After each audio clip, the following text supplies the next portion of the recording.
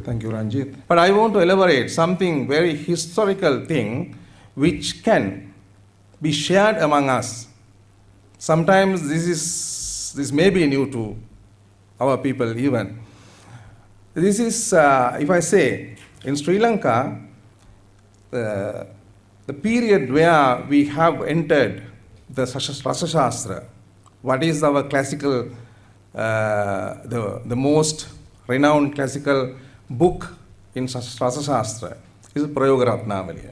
That is the only indigenous book written in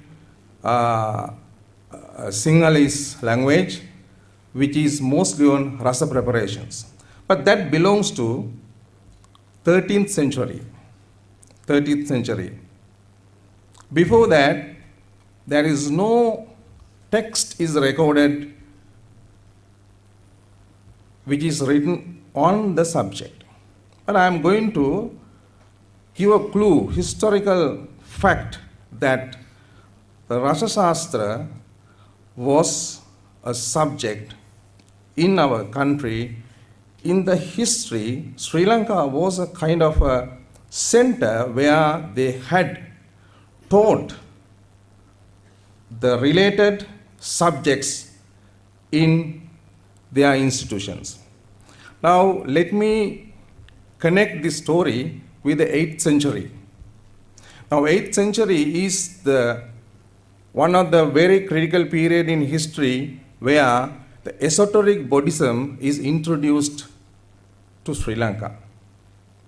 Now, esoteric Buddhism is the base of Tantric teaching, Tantric philosophy, and which is combined with Hinduism, Mahayana, and some Vajrayana, these kind of esoteric teachings. Now, there is a very famous character, very famous master called Amoga Vajra, who traveled to China.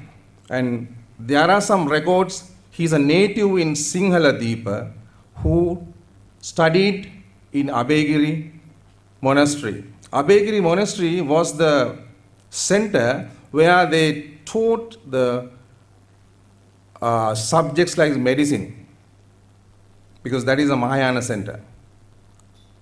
Then there is another character. There is a very famous monk who called the Vajrabodhi. Now, Vajrabodhi had come from India to study in Abhayagiri center. The master of these both monks was called Samantabhadra. He is a Sinhalese monk who was very thoroughly knowledgeable on the tantras. Now, the story goes very interesting way, where the Amoga Vajra was taking 500 tantric texts from Sri Lanka to China, and he was presenting those tantric texts to Chinese emperor. Now, some of these tantric texts were translated into Chinese language, but some of them are lost. Now, the lost tantra, where are those tantras? Now, this is the question. Now, the question is answered by another text written in 13th century in the Pali language, which is called Bhaisajya Manjusa. Now, Bhaisajya Manjusa is the only text in the world which is written in Pali. That is the only Pali medical text, now which was endorsed by the UNESCO as a national heritage of this country, documentary heritage of this country, Bhaisajya Manjusa. This is the only text written in Pali, medical text. Now, in this text, there are 60 books, there are citations, 60 citations, references given in the book. Among these citations, there are some tantric texts.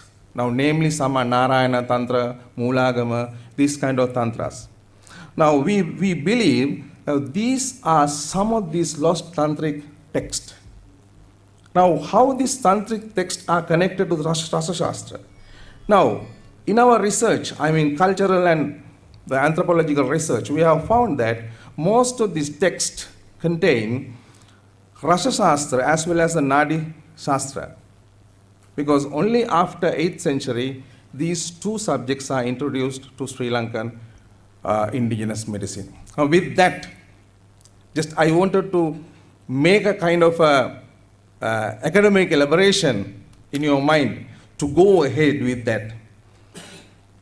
Sri Lanka is a center where we had a very exclusive tradition of traditional medicine and indigenous medicine. Therefore, we are always connected with Indian subcontinent to exchange the intellectual resources. Now, this is one of that historical events.